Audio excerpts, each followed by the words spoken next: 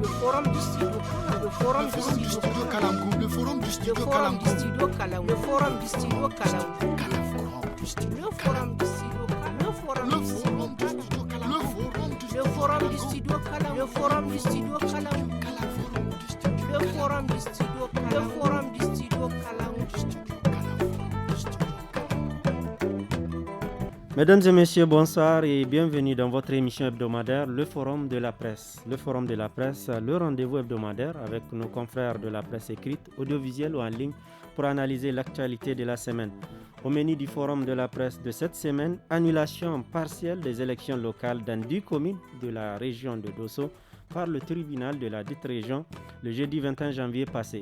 Cette décision fait suite à une plainte déposée par certains partis politiques. Et puis participation et prestation du Niger au championnat d'Afrique des Nations CHAN qui se tient actuellement au Cameroun. Analyse à suivre sur la prestation de l'équipe du Niger qui a été éliminée à la première partie de la compétition. Enfin, volet sécurité, un autre crash d'un drone américain enregistré samedi 23 janvier 2021 à Tinwikirui, village situé dans la commune rurale d'Ingal, région d'Agadez. Pour discuter et analyser ces faits de l'actualité, nous avons invité nos confrères Hassan Boukar, journaliste à la radio alternative. Hassan, bonsoir. Bonsoir. Gare Amadou, journaliste au quotidien La Nation. Gare, bonsoir. Bonsoir. Et Hussein Issa, journaliste indépendant. Hussein, bonsoir. Bonsoir. Merci à tous d'avoir accepté notre invitation. Je suis Alassane Kouzi Mohamedou pour la présentation de ce forum de la presse.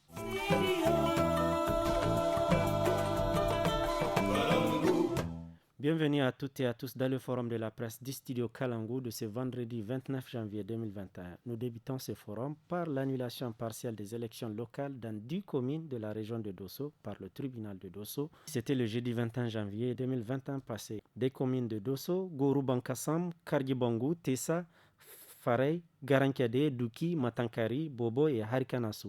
Cette décision fait suite donc à une plainte déposée par certains partis politiques. D'après les dispositions du Code électoral, les partis en liste disposent d'un délai de 10 jours pour faire recours devant le Conseil d'État. Si la décision d'annulation est maintenue, de nouvelles élections devront être organisées dans un délai de 100 jours dans les communes concernées, prévoit le Code électoral.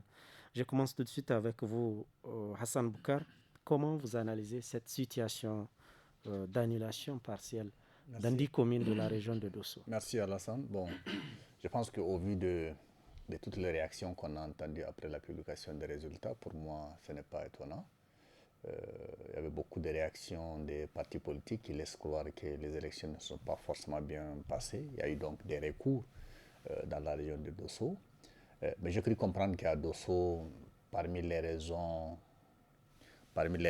qui ont amené justement le tribunal de grande instance de Dosso à prendre cette décision, je pense que parmi les recours, il y a en partie, je crois, la faute de la CENI elle-même, puisque je cru comprendre qu'il y a des listes qui étaient annulées, mais dont les logos sont restés sur les listes. Et évidemment, ça déroute les électeurs. Parce que normalement, lorsqu'une formation politique a sa liste annulée, il ne doit pas faire partie des bulletins. Et donc, je crois qu'il y a des cas comme ça. Et je cru comprendre aussi que la crise qui vit le moderne Parlement a dû s'inviter aussi dans ça, puisque j'ai cru comprendre que l'aile de Noma a dû déposer des dossiers dans certaines communes, puis à l'autre aile. Donc, finalement, il y a un certain nombre de raisons, je crois, comme celle-ci, parmi celles qui ont amené la justice à Dosso à annuler ces résultats. Bon, pour les électeurs de Dosso, ça devient quand même difficile. Il faut encore attendre 2 mois, reprendre le même exercice qui a été fait. Alors, j'ose espérer qu'au plan national, il n'y a pas beaucoup de cas comme ça, parce que s'il y a beaucoup de cas comme ça devient quand même compliqué s'il faut reprendre carrément. Là, c'est presque une dizaine de circonscriptions, je crois. De communes, oui. À Dosso, c'est beaucoup. Bon, voilà quoi. Mais ça fait une opportunité pour les partis. Je pense que ceux qui ont dû être annulés, peut-être qu'ils auront l'occasion de mieux se préparer. C'est un autre scrutin qui s'organise, donc c'est peut-être une opportunité. Mais en tout cas, pour moi, c'est peut-être bien aussi que les gens arrivent à faire des recours Il y a trop de critiques sur la justice, mais ça montre que lorsque vous arrivez à faire les recours, vous avez quand même au moins la chance. Avec des éléments de preuve. Avec des preuves, vous avez peut-être la possibilité d'avoir gain de cause. Donc c'est pour ça qu'il est toujours conseillé de mettre à l'épreuve les tribunaux. C'est parfois facile de dire oui, la justice elle est inféodée au pouvoir, elle est corrompue, etc. Mais ce n'est pas forcément tous les juges. Et c'est bien de faire des recours et on finit par gagner. Et apparemment, à Dosso, ceux qui sont allés voir les juges ont fini par avoir gain de cause. Hussein Issa, en cas de maintien de cette décision des élections, il y a des recours que ces partis politiques peuvent faire pour 10 jours. En tout cas, ils ont 10 jours devant le Conseil d'État. Et si jamais cette décision de justice est maintenue, notamment ces annulations, ça veut dire que des élections devront être reprises dans ces localités. Que peut-on craindre à ce niveau? Oui, mais Alassane, dans tous les cas, c'est le Conseil d'État qui va statuer en dernier ressort. Si ce qui a été dit par le juge du tribunal de Dosso et le Conseil d'État confirme, il va falloir reprendre. Mais la problématique, parce que j'ai cru comprendre qu'il n'y a pas que la région de Dosso qui est concernée. Quelqu'un m'a parlé même d'une autre région, au niveau, je crois, Zende. Je n'ai pas pu confirmer ça. Effectivement, on n'a pas pu aussi avoir la confirmation. Voilà, je n'ai pas eu la confirmation. Je dis le problème qui va se poser, c'est le problème des ressources. Parce qu'il va falloir chercher des ressources pour pouvoir organiser les élections. Et qu'on dise que, bon, la CENI... Si cela n'a pas été prévu, Mais bien évidemment, déjà, s'il y a un problème sérieux qui est là de moyens, de financement des élections, au cas où le Conseil d'État venait à confirmer les décisions au niveau, des tribunaux, les tribunaux locaux, il va falloir chercher de l'argent. Mais il va falloir aussi, pour les candidats, de chercher de l'argent pour aller battre campagne encore. Alors qu'ils ont dit investir tout ce qu'ils avaient pu économiser pendant des années, ça va être une perte de manche. Ça va être un peu compliqué, je me dis, mais dans tous les cas, c'est la loi qui prévoit ça ainsi. On va attendre de voir ce qui va être décidé au niveau du Conseil d'État, parce que, comme vous le dites, le tribunal, la première juridiction a dit, a donné sa décision. Et c'était sur la base aussi des recours que ça. Des recours, bien évidemment, c'est sur la base des recours. Maintenant, si les candidats ou les partis qui se sentent concernés par ce rejet-là, ou l'annulation, bien évidemment, s'ils décident d'aller vers le Conseil d'État, ce qui est sûr, c'est que de part et d'autre, ça va entraîner des coûts supplémentaires. Alors, merci. Gary Amadou, est-ce que la CENI a les moyens d'organiser des élections de ce genre, de reprendre des élections municipales et régionales dans ces zones, alors que nous sommes encore dans la période de l'élection présidentielle, dont le deuxième tour est dans un mois? Oui, mais j'ose espérer que la CENI a les moyens. Pour ce qui est de la compétence, je n'en doute pas. La CENI a la compétence pour les réorganiser. Et j'ose espérer que dans le budget prévisionnel de la CENI, on a pris en compte tous ces paramètres-là. Le paramètre éventuel d'annulation d'élections et de reprise des élections. C'est-à-dire que ça soit municipal ou le budget a été... Je pense que le budget a été maximalisé pour faire face à tous ces cas éventuels de reprise d'élections. Et j'espère... Et si ce n'est pas le cas? Si ce n'est pas le cas, comme l'a dit Hussein, il faut chercher de l'argent pour organiser ces élections. Parce que c'est une obligation pour l'électeur. Parce que quand même, c'est des élections au niveau régional et local. Il faut les reprendre. C'est important. On a dit ici sur ce plateau, ce sont les élections pratiquement les plus importantes en réalité. Les gens ne se rendent pas compte. Donc, il faut les reprendre. Et je pense que l'État va se donner les moyens de les faire et dans les délais. Vous comprenez? Donc, la particularité de ces élections-là, c'est qu'elles n'empiètent pas sur les élections présidentielles. Et voilà, et législatives. Il n'y a pratiquement pas de lien. Vous comprenez? Donc, un des antécédents qu'on a vu, c'est le cas d'un parlementaire qui est décédé pendant la législature dans la région de Maradi, pour lequel il fallait reprendre les élections. Finalement, on n'a jamais organisé ces élections faute de moyens. Oui, ça c'était dans l'ancienne législature. Je suis d'accord, mais je pense que cette nouvelle CENI a pris en compte tous ces défauts-là qui ont été constatés, n'est-ce pas, pour pouvoir mettre en tout cas les moyens à son niveau et faire en sorte que des épisodes comme ça qu'on a constatés ne puissent plus se répéter. J'ai dit, je l'espère, mais j'ai dit, quand même, quelque part, c'est un nouveau challenge pour les partis politiques. Parce que pratiquement, comme on a dit, c'est une nouvelle campagne. C'est-à-dire que là, il faut qu'on fasse rebelote. Il faut que les gens partent sur le terrain, au niveau des localités dans lesquelles on va reprendre ces élections-là. Il faut que les gens partent sur le terrain. Il faut que les gens puissent encore convaincre. Et il faut peut-être que ceux qui ne sont pas sur les listes et qui ont reçu des votes, parce que c'est ça l'anomalie. Vous savez, les gens, dans la campagne, on vous dit comment telle liste est invalidée. Il n'est pas évident que l'information soit passée au niveau des villages. Donc, quand ils voient la liste, eh bien, ils voient le logo de leur parti, eh bien, ils votent. Ce qui fait que des partis qui ont été éliminés ont eu des voix. Certains même disent qu'il y a des partis qui ne devaient pas compétir et qui ont eu des conseillers. Mais donc, ça ouvre la voie à de nouvelles alliances. C'est-à-dire que ce parti-là qui ne doit pas compétir aujourd'hui, il va faire l'objet de sollicitations. C'est évident. Mais écoutez, on va aller sur le terrain électoral. Ce parti-là ne doit pas avoir des... Maintenant, il va être l'objet de sollicitude. En tout cas, il va être sollicité par les partis politiques qui vont compétir pour qu'ils donnent des consignes à ses militants pour qu'ils puissent verser ses voix à ce parti politique-là. Donc, il y a beaucoup d'enjeux dans la reprise des élections-là. Alors, nous passons à un autre sujet. Le MENA national, l'équipe de foot du Niger, a pris part au championnat d'Afrique des Nations Cameroun 2021. Le CHAN, un championnat qui est disputé uniquement par les joueurs locaux des pays participants. La prestation de l'équipe du Niger s'est soldée par 2 matchs nuls et une défaite fatale face à la République démocratique du Congo sur le score de 2 buts contre 1.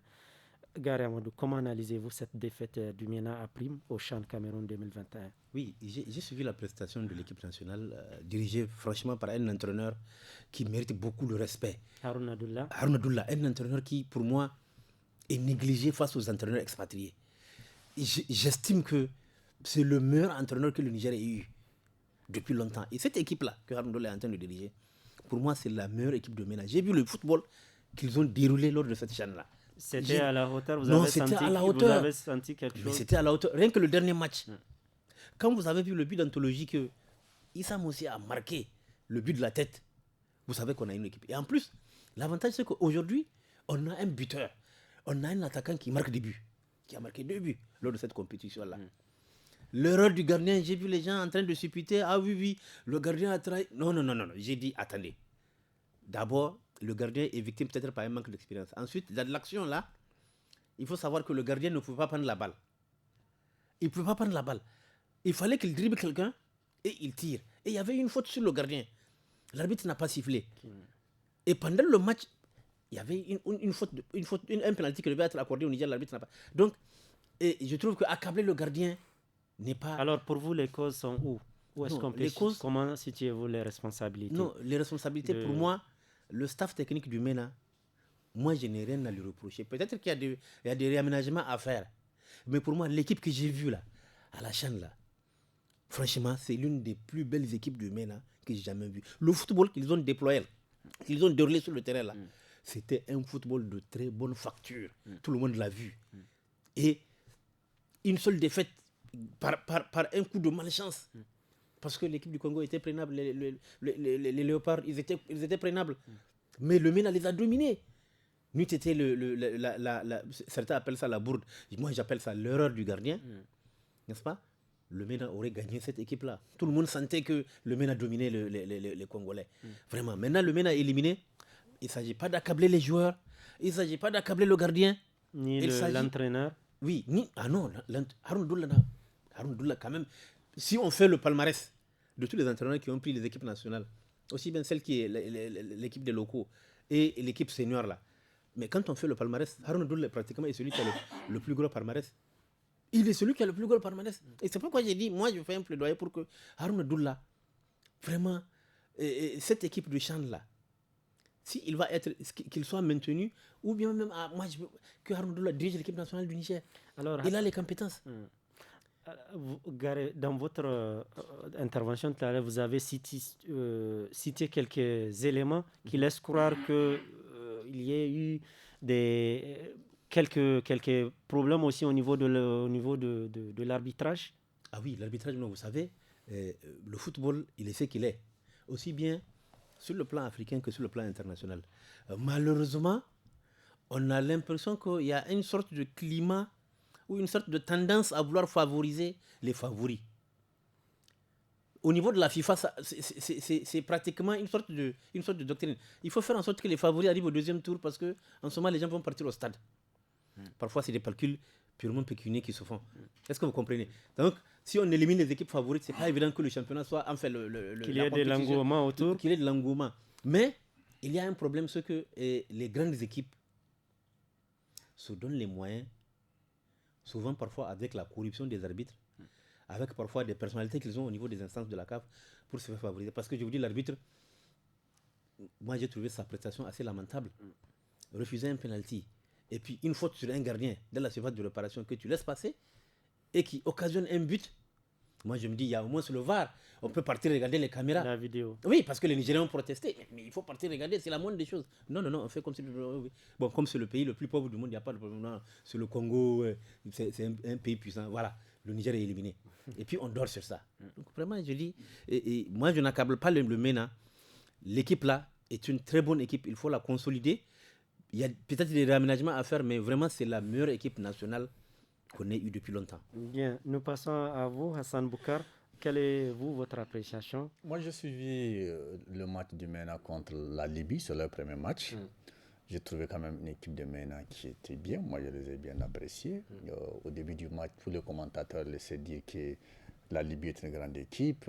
Ça fait quelques temps, ils n'ont pas eu l'occasion de jouer, mais que c'était une grande équipe. Finalement, ils étaient les favoris. Parce qu'ils ont une fois gagné, je crois, remporté. Mais en tout cas, j'ai vu une équipe du MENA qui a bien joué. Ils n'ont pas eu la chance de concrétiser, d'avoir une victoire. Ils auraient pu l'avoir le premier match, ils ne l'ont pas eu. Mais au fond, je me dis, je pense qu'on a aussi en face des équipes qui sont habituées aux grandes compétitions. Cette équipe-là, elle est relativement jeune, selon ce que j'ai pu voir. Il faut qu'ils arrivent à avoir l'habitude d'aller à ces compétitions, à se frotter aux grandes équipes, à être un peu plus sûrs d'eux, avoir plus d'expérience. À mon avis, ça leur permet de bien jouer. Par exemple, si je juge par ce match contre la Libye, au début, il avait du mal à entrer dans le match, mais ils ont fini par se dire qu'il faut qu'ils se battent et ils ont finalement pris le dessus quelquefois sur leurs adversaires. Donc je pense que c'est une équipe qui a encore besoin. Voilà. La domination, c'était 80% de possession de balle pour les Nigériens contre 75% pour les Libyens. Donc il faut quand même qu'il arrive à continuer à garder le cap. Maintenant, je comprends, j'ai entendu, comme Gary l'a évoqué, il y a eu beaucoup de critiques contre à l'intention des joueurs. Certains disent le gardien, d'autres disent le staff technique et tout ça. Je considère que c'est les critiques d'un public qui est dessus. Apparemment, comparé aux éditions passées, le MENA a pu faire de meilleures performances. Parce que là, on dit que le Niger s'en sort avec 2 buts, contrairement à sa dernière participation au Rwanda 2016 où c'était bredouille. Bon, donc j'ai l'impression que c'est quand même un public, le public nigérien est très attaché au football. Donc les gens sont peut-être un peu dessus, donc je comprends un peu. Il y a les attentes étaient dessus. Voilà, un peu d'émotion, un peu de réaction de ce type. Donc je comprends vous ça. Vous ne trouvez pas ces arguments avancés tenables? Je pense qu'on est en football, chacun a sa façon de voir un match. Par exemple, moi je peux être d'accord avec Garin sur l'entraîneur. Son seul défaut, c'est d'être nigérien. C'est-à-dire, il est national. Ailleurs, les pays mettent énormément de sous pour aller chercher quelqu'un qui a une renommée internationale. Mais là, tout le monde le voit, c'est le Doula d'à côté, des Telkati, on le voit. Donc, peut-être que les gens ne lui font pas confiance. Mais c'est quand même lui qui nous a amené à Rakan pour la première fois, à mon avis. Donc, c'est quand même quelqu'un. Il a aussi la chance de connaître ces joueurs-là. Il les voit jeunes, évoluer. Donc, c'est vraiment, pour moi, une bonne personne pour encadrer cette équipe-là. Gary pense qu'on ne lui fait pas suffisamment confiance. Il est défavorisé par rapport à des entraîneurs expatriés. C'est peut-être risqué de juger un entraîneur par une seule compétition. J'ai vu des équipes favorites arriver à la Coupe du Monde et qui n'ont même pas dépassé les toutes premières épreuves. Donc, ça peut arriver. Peut-être qu'il ne faut pas tout de suite dire ouais, il n'a pas joué son rôle, tout ça. C'est vrai que quand un match ne marche pas, il y a certainement une responsabilité. Il y a une lecture qu'il faut faire, il faut se dire. Et ça, c'est pour améliorer, mais pas pour sanctionner. C'est pour améliorer. Donc, à mon avis, il faut encourager ces joueurs-là. Il faut... et puis, on se regardait un peu comme la RDC. Ils ont beau être ceux qui sont aujourd'hui. J'ai l'impression quand même qu'ils ont un meilleur championnat national. Parce que dans les pays où vous avez un bon championnat national, c'est de là qu'émergent les bonnes équipes. L'Égypte, la Tunisie, ce n'est pas par hasard. qu'ils ont des très bonnes équipes, c'est qu'il y a un championnat national qui fait qu'ils jouent du haut niveau dans leur pays déjà, ce qui fait qu'on a la possibilité de sélectionner de bons joueurs et de former une bonne équipe. Je n'ai pas l'impression que chez nous, notre championnat national soit vraiment. Il y a les questions aussi de mise en confiance et de mise dans des conditions des joueurs, pour moi, les sponsoring et autres. Pour que les joueurs aient confiance en eux, il faut absolument qu'ils puissent aller se frotter aux autres. Il faut qu'ils continuent à aller dans les compétitions. Et c'est comme ça. Pourquoi ceux qui partent en Europe, quand ils reviennent, ils sont meilleurs? C'est parce qu'ils partent se confronter à meilleurs qu'eux. Ils sont dans des grands championnats, ils jouent des grands matchs, etc. Là, la particularité, c'est que la plupart, sinon la majorité, sont des joueurs locaux. Voilà. Là, pour le CHAN, c'est peut-être une bonne compétition, à mon avis, lorsqu'on donne l'occasion aux joueurs locaux de se faire connaître, d'aller se confronter, etc., etc. Sinon, si vous confrontez l'équipe du Niger à celle du Sénégal, qui a toute une variété de joueurs dans les grands championnats, etc., ce n'est pas le même match. Mais là, ce sont les locaux qui s'affrontent. Et donc, je pense que ça donne presque la même chance à tout le monde. Mais évidemment, ceux qui ont déjà un bon championnat national prennent de l'avance sur les autres et c'est tout à fait normal. Donc, pour moi, il faut tirer les leçons, mais faire en sorte qu'on continue à aller à ces grandes compétitions, aller confronter les autres équipes. Et je pense que c'est comme ça qu'on forge aussi l'expérience, le savoir-faire, et c'est comme ça qu'on peut aller de l'avant. Hussein Issa? Je commence par dire, par rapport au staff technique, Arondola, c'est un ami de jeunesse. Je le connais personnellement très bien. Je pense qu'il a effectivement très bien coaché cette équipe-là, parce que tous ceux qui ont pu suivre les différents matchs du MENA ont constaté qu'il n'y avait pas de complexe chez les joueurs nigériens. RDC et Congo, c'est quand même une équipe de renom. Quand ils sont en face, ils prennent carrément, comme on avait dit, c'est nous qui menons en fait le jeu. Ils sont obligés de courir après nous, n'est-ce pas? On a la domination on en termes de possession. En termes de possession, même de technicité. Ça dénote une chose, c'est que Haroun Abdullah, c'est un entraîneur de haut rang. De haut rang. On ne doit pas le blâmer à cause de ce qui s'est passé le dernier match, où lui-même a reconnu que le gardien, parce qu'il n'a pas dégagé immédiatement dans ces 6 mètres, il pouvait le faire immédiatement pour évacuer ces 6 mètres, parce qu'un gardien, surtout à un moment décisif, à quelques minutes, à 1 minute environ de la fin, on n'a pas de prise de risque. Il n'y a pas de prise de risque, vous dégagez. Par n'importe quel moyen, il faut faire partir le ballon. Malheureusement, il ne l'a pas fait. Il a pensé pouvoir dribbler. Le joueur est venu par derrière. Et puis, le tir qu'il a voulu faire n'a pas pu aller loin. C'est tombé dans les pieds d'un autre joueur adverse. Et qui n'a pas eu beaucoup de peine pour placer le ballon dans les filets. Maintenant, peut-être moi, c'est que je peux suggérer. Parce que quand on voit un peu, sur le plan de la domination, dans tous les matchs que le Niger a eu à jouer, il n'y a pas eu de complexe. Mais c'est la finalisation. C'est-à-dire, au niveau de l'attaque, on n'a pas souvent des gens qui sont percutants. Contrairement aux autres équipes. Il faut bien travailler cet aspect-là. C'est-à-dire, au niveau de la défense, ça a bien tenu. La concrétisation, comme dit les... Oui, mais c'est ça le plus important. Parce que c'est le but qui compte. On peut bien dominer un match, mais si on n'arrive pas à marquer... C'est ça souvent qui fait mal au public. Parce que vous avez dominé de bout en bout le match à la dernière minute. À travers une seule occasion, l'adversaire vous marque un but. On considère que c'est l'adversaire qui a gagné. Ce n'est pas vous, quel que soit le temps de conservation du ballon et tout, la technicité et tout. Il faut travailler sur cet aspect-là. Vraiment. Sinon, c'est une bonne équipe que j'ai vue. En tout cas, j'ai suivi tous les matchs. Et je suis d'accord, c'est une équipe sans complexe. Parce que le plus souvent, on a affaire à des équipes qui sont complexées. Dès qu'ils entendent le nom de l'adversaire, déjà ils ont peur, ils se disent qu'ils n'ont pas développé de complexe. Ils ont joué, ils étaient face à des joueurs qui sont talentueux, mais ils ne se sont pas laissés dominer. Moi, je pense que c'est important, il faut mettre l'accent, il faut travailler cette équipe-là. Ça peut aller très loin.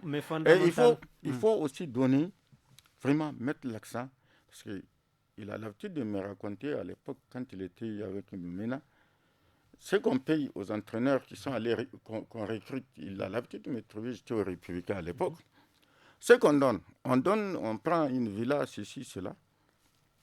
Lui, en tant qu'enseignant au niveau de, comment on appelle, pas du ménage, pas Finifoot, ici. Ici, on y va. Ici, l'INGS, on fait appel à lui, il vient, il prend l'équipe, il lève l'équipe. Et après, on fait venir quelqu'un. Pour continuer. Pratiquement. Bon, ça, moi, je dis, ce n'est pas des choses à encourager. Parce que le blanc qu'on va faire venir, il ne connaît pas l'environnement, il ne connaît pas les joueurs. Il va venir, il va prendre ses millions par mois, il va avoir une villa, il va avoir la domesticité et tout. Pour quel résultat? Quand on a des entraîneurs compétents comme ça, il faut les mettre dans les conditions pour qu'ils se donnent davantage. Je pense que c'est important. Il y avait une époque, et un autre là, comment il s'appelle, j'ai oublié, un Touareg là, j'ai oublié son nom, un métis, quelque chose comme ça là. Lui, je ne sais pas ce qu'il devient. Lui aussi était très bon, je ne sais pas ce qu'il devient aujourd'hui. Mais je pense qu'il faut miser d'abord sur les locaux. C'est plus important. On a vu ce qu'ils ont produit comme... Que ce soit en termes de coaching. Que ce soit en termes de coaching comme en termes de joueurs. Parce que quand les gens se connaissent, ils jouent mieux. Mais quand on fait venir d'autres personnes, souvent, qui viennent d'autres clubs à l'extérieur du pays, dans des grands clubs, mais quand ils viennent, souvent, ils se disent, bon, je n'ai pas besoin de me blesser parce que qu'est-ce qu'on va me donner? C'est-à-dire, on ne voit pas la couleur, le drapeau, les retombées. Oui, le drapeau qu'on défend, la couleur du pays qu'on défend, souvent, c'est ça qui pénalise où les gens, ils préfèrent ne pas vouloir se dépenser beaucoup parce que le club est là qui attend. Donc, pour vous, il faut mettre l'accent, en tout cas... Personnellement, je pense qu'à partir de ce qu'on a vu ici et dans le cadre de cette compétition-là, je pense qu'il faut mettre l'accent sur les locaux et les mettre dans les conditions pour qu'ils puissent produire davantage, donner beaucoup plus, ce qu'ils ont dans les trucs et pouvoir accéder à un niveau. Parce que moi, quand je prends autour des années 80, je me rappelle bien, on avait l'une des meilleures équipes en cas dans la sous-région. Avec les Djagondi, les Lawandidi, les Aïcha, c'était sans grand moyen. On a eu à se frotter à l'Algérie avec les Rabats Majers à l'époque. On n'a pas eu ce problème. Oui, il faut faire ça. Les bons vieux temps. Oui, bien évidemment. Non, mais c'est important. Ces gens, ils sont là encore. Ils sont capables d'intervenir. Bon, ils sont peut-être vieux, mais ils sont toujours en mesure de soutenir ou d'accompagner. Est-ce que Ousseini, vous avez décelé des points d'amélioration pour les joueurs? Oui, mais je viens de le dire tout à l'heure. Ce que je viens de dire, j'ai dit que point d'amélioration, c'est vrai que vous avez parlé de cette question de concrétisation. Oui, mais bien sûr. Non, ce n'est pas qu'ils ont dominé. Mais le problème, c'est la finalisation. Regarde les occasions qu'on a eues à l'occasion des 3 matchs. Les occasions, c'est des occasions France, mais c'est souvent au moment du tir où l'attaquant, il y a un problème. Et c'est important, il faut travailler sur cet aspect-là. Il faut travailler. Mais l'autre aspect positif, c'est qu'il n'y a plus de complexe. Il n'y a pas de complexe parce qu'à l'époque, souvent, c'est le complexe qui fait que... Vous vous dites d'emblée que celui en face de qui je suis, il est meilleur que moi. Et déjà, là d'abord, mentalement, vous ne pouvez plus jouer. Parce que vous vous dites que c'est fini. Je n'ai aucun champ de pouvoir. Je peux tout au plus garantir un match nul, mais je ne vais même pas chercher à marquer parce que ce ne serait pas possible. Bien. Gare, vous voulez ajouter quelque chose avant qu'on continue? Oui, ce que je voulais dire, c'est que cette équipe-là, il faut la consolider parce que c'est l'équipe la plus offensive qu'on ait jamais eue. Vous savez, par rapport au MENA. Le principal reproche qu'on fait au football nigérien, c'est que sur le terrain, c'est brillant. C'est-à-dire qu'il ne peut pas faire 2-3 passes sans qu'il ne perde la balle. Mais là, on a vu une équipe qui fait un jeu, franchement, à l'européenne, avec des passes, et qui est offensive. Et la série sur le gâteau, c'est que on a cette fois-ci un buteur, un attaquant qui marque des buts. Vous voyez, d'habitude, quand on va à l'extérieur, on ne fait rien. Pratiquement, on ne fait qu'encaisser. Mais là, on a une équipe avec un buteur, né le numéro 10 aussi. Donc, cette équipe-là, renforcée-là, moi, je veux qu'on les accueille quand ils vont revenir, qu'on les accueille à l'aéroport, qu'on les encourage. Au lieu qu'on les laisse venir en catimini ou en rasant les murs. Non. Parce que ça veut dire que la prochaine fois qu'on doit disputer notre match, ils ne sont plus partants. Mais bien sûr, concernant la prestation du gardien, Vous savez, pour dégager une balle, il faut d'abord avoir de l'espace. Un gardien ne dribble pas pour être apprécié. Non. Si vous avez remarqué l'action là, dans la surface de réparation, il y avait pratiquement tous les joueurs congolais qui étaient dans la surface de réparation. Mais tu ne peux pas tirer sur un joueur congolais pour que la balle revienne. Il a fait ce que tout joueur aurait fait, et il a dribblé un, et il voulait tirer. Vraiment, il ne faut pas qu'on l'accable, ce pauvre gardien. Ouais. C'est un bon gardien qui a sauvé beaucoup de balles. Ce n'est pas la peine que les gens s'attardent. J'ai vu sur les réseaux sociaux des attaques contre le pauvre gars. Et les gens ont dit non, il faut qu'on le lynche. Ils ont dit des tas de choses. Il y a quand même cette habitude chez nous, les Nigériens, que quand on a une défaite... C'est une attitude normale. Non, c'est une attitude normale pour un supporter. C'est-à-dire, comme a dit Hassan Boukar, quand on perd un match, il faut trouver un coupable. Alors, si ce ne sont pas les joueurs, c'est l'entraîneur. Souvent, c'est l'entraîneur qui est le premier coupable. Vous avez vu en plein championnat, par exemple en Angleterre, en plein championnat, on change d'entraîneur. En France, l'entraîneur du Paris Saint-Germain. Mais c'est en plein championnat qu'on l'a changé. Et on a viré Frank Lampard. Et l'équipe de Frank Lampard l'a recruté l'entraîneur du Paris Saint-Germain. Donc c'est un jeu que les gens... L'entraîneur est le coupable idéal quand il y a un match. Mais je me dis, parfois, on fait des mauvaises appréciations. Alors, voilà. Garé, nous allons poursuivre sur le dernier sujet de ce forum de la presse. C'est la chute d'un autre drone américain samedi 23 janvier 2021 à Tinwirkiwe, village situé dans la commune rurale d'Ingel, donc c'est dans la région d'Agadez. Selon des ressortissants de la zone, la région d'Agadez compte à ce jour au moins 3 crashs de drones américains qui, pour la plupart, sont armés. Pour rappel, les Américains disposent d'une base de drones dans la région, notamment la base aérienne 201 plutôt. Alors, Hassan Boukar, comment comprendre ces chutes de drones armés américains dans cette région? Alors, je pense que c'est les conséquences des choix quand même qu'on a fait dans ce pays.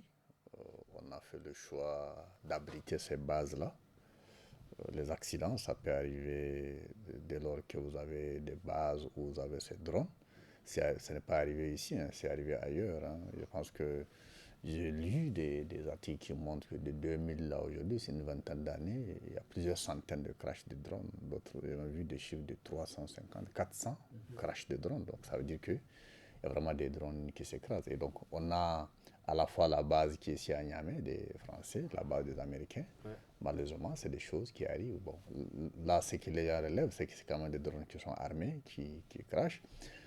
Là, pour ce cas-là, j'ai cru comprendre que c'est dans une zone de pâturage qui s'est tombé dans la zone de Ingel. C'est des risques qui sont liés au fait qu'on a choisi quand même d'abriter ces bases-là. Officiellement, pour lutter contre le terrorisme, ces drones sont là. Les Nigériens, on connaît à peu près ce qu'ils pensent de leur présence, puisque globalement, en tout cas l'idée générale dans ce pays est que leur présence n'a pas changé grand-chose, ça n'a pas permis à ce pays d'être à l'abri des attaques. En tout cas, les conséquences, là maintenant, les drones, la façon dont ça opère, vous avez aussi beaucoup d'accidents, là c'est quand ça s'écrase. Ils peuvent aussi se tromper des cibles. Parfois, ça attaque. On a vu beaucoup de cas en Afghanistan où les populations civiles peuvent faire les frais des attaques qui sont opérées par des drones. Au Mali, actuellement, il y a une polémique aussi. Une cérémonie, tout ça là, où on accuse l'armée française. Donc, malheureusement, des choses comme ça. Les uns disent avoir bombardé des djihadistes et les autres disent que ce sont des populations civiles qui sont réunies à une cérémonie. Donc, malheureusement, là où ces drones sont là, c'est comme des accidents d'avions de ligne. Dès lors que vous avez une base, malheureusement, ça arrive. Bon, mais la présence de ces drones, ça pose aussi, ce n'est pas simplement lorsqu'un drone s'écrase, ça pose aussi d'autres questions liées aux stratégies géopolitiques dans la sous-région. À un moment, j'ai cru comprendre que les Américains utilisaient leurs drones pour aller faire des opérations en Libye, pour aller faire Bon, ça pose, à mon avis, du point de vue de la sécurité, beaucoup de questions, ça a beaucoup d'enjeux. Quand ça s'écrase, ça fait un peu de débat dans l'espace public, mais à mon avis, les Nigériens doivent réfléchir davantage pour dire, lorsqu'on autorise des puissances étrangères à avoir ces bases sur notre territoire, quel est l'encadrement que nous faisons pour que ce ne soit pas un État dans l'État, quoi. Donc, à mon avis, il y a tout un débat à faire sur cette question-là. Comment prévenir, en tout cas, ce genre d'éventualité Mais alors, comment prévenir? Alors, si on dit que c'est un accident, c'est que c'est un accident. Un accident. On parle pour le dernier cas, on parle d'atterrissage d'urgence. Voilà, c'est ça. Alors, ça veut dire qu'il y a quelque chose qui ne va pas, qu'ils ont peut-être pu atterrir au lieu de s'écraser. Mais si c'est un accident, je ne sais pas si on peut le prévenir. C'est des choses malheureusement qui vont arriver. Bon, on suppose qu'un accident, ce n'est pas volontaire, mais il peut toujours avoir des conséquences parce que là, c'est quand même des zones habitées et tout ça. Donc, malheureusement, comment on peut les prévenir? Je ne saurais vraiment répondre en réalité. Bien. Hussein Issa, alors ce drone, cette chute ou cet atterrissage d'urgence de drones américains de la région d'Agadez, notamment vers Ingal, et comme pour rappeler aux Nigériens qu'il y a des drones qui circulent dans le ciel. Oui, mais alors, ce n'est pas la première fois. C'est au moins ça, le troisième drone américain qui s'écrase, je crois. Le quatrième. En tout cas, 3 ou 4 dans la région. D'accord. Et qui sont là, qui survolent. On sait bien, initialement, quand ces bases étrangères, on a décidé de leur installation dans ce pays, c'était de nous dire que ça va nous permettre de sécuriser un peu les frontières en termes de renseignement central. Notamment avec la Libye. Avec la Libye, mais pas seulement la Libye, y compris la bande nord de la Berry, toute la bande, y compris, moi je dis, dans la région bande sud jusqu'à Difa, machin, où Boko Haram sévit. Mais depuis que ces bases sont là, on n'a pas tellement vu grand-chose en termes de prévention. Alors que c'était ça ce qui a été annoncé. Malheureusement, ça n'a pas... En tout cas, les gens ont le sentiment qu'ils sont là pour autre chose. Ils ne sont pas là véritablement pour nous défendre. C'est le sentiment, y compris pas seulement les drones, mais même les hélicos de guerre et autres. On n'a pas tellement l'impression qu'ils sont là pour nous défendre. Maintenant, on ne peut pas prévenir, d'autant plus qu'on ne contrôle rien. C'est les Américains qui contrôlent leurs affaires.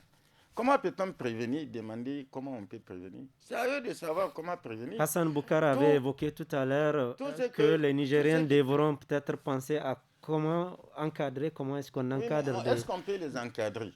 Comment? En quoi faisant? Est-ce qu'on a une influence sur ces armées-là? On ne peut pas. C'est quand même le Niger qui les a autorisés à exercer. Alors, c'est des activités qu'ils mènent là. Imagine les activités qu'ils mènent. Peut-être qu'ils ont un peu de communication avec les soldats nigériens et autres, mais je n'ai pas l'impression ou je n'ai pas le sentiment qu'il y a une collaboration franche entre ces forces qui sont là dans notre pays et nos soldats. Je n'ai pas l'impression, parce que sinon on n'allait pas assister à tous ces drames-là qu'on vit, pendant qu'il y a des moyens sophistiqués qui peuvent décoller, aller en tout cas intercepter l'ennemi, le détruire. Pour moi, ce qu'on a raté, on a raté un débat à l'Assemblée nationale pour dire dans quelle mesure on autorise des bases et quels sont les garde-fous qu'on prend, parce que c'est quand même ça se passe sur notre territoire, pour dire quelle est la limite des libertés qu'on leur donne. Ça aurait pu se passer à l'Assemblée, mais là, ça n'a pas été fait. Ça veut dire que tout ce qui se passe, par exemple, la dernière fois, ce qui s'est passé à Darumdari et dans la région de Tilaberi. Pendant combien de temps on dit 100 personnes avec tout ce qu'il y a comme moyens militaires, même dans la zone de Ouala, qu'on dise que cette opération puisse se faire sans qu'on puisse neutraliser. Moi, je ne dis pas qu'on peut mettre fin définitivement à ces attaques, mais on ne peut pas permettre à l'assaillant de pouvoir fuir. De venir commettre et partir sans être intercepté. Gare Amadou, par rapport à ces drones. D'abord, ce n'est pas un crash. Pour le dernier, voilà. on parle d'atterrissage d'urgence. Non, sur les images, on voit bien qu'il est intact avec le missile qu'il a. Pour les autres, c'était des crashs. Le problème, c'est qu'il a un missile et moi, je n'ai pas eu vent d'une frappe de drone américain contre les terroristes. Alors, ce qui fait qu'il faut revoir vraiment la stratégie. Est-ce qu'il y a des autorisations de frappe à donner? Dans quelles conditions? Parce que contrairement à ce que l'on peut penser, même si ça n'a pas passé au niveau de l'Assemblée nationale, je crois que quand les drones ont été déployés sur le sol national, ils n'avaient pas le droit de frappe. Donc le gouvernement a bien pris soin de ne pas le donner parce que justement, mais ça a été fait à un moment donné, on parfois, avait les drones, excusez-moi Garé, à un moment ces drones ont juste été autorisés pour survoler et pour la surveillance. Mais après, il y a eu un moment aussi où le gouvernement avait annoncé Ces gens ont annoncé qu'ils ont l'autorisation Les d'armer les drones. Les Américains, après l'attaque de Tongo, ont demandé à ce qu'on leur donne l'autorisation de frappe. Et je crois que pour le moment, ils n'ont pas encore fait de frappe parce que les Américains se méfient aujourd'hui des frappes au vu des conséquences de ce qui se passe en Afghanistan où parfois on fait des raids et ça tombe sur des civils. Maintenant, il faut revoir cette stratégie-là pour voir dans quelle mesure est-ce que les Américains peuvent être autorisés. Est-ce qu'ils ont eu l'autorisation ou pas? Je ne sais pas.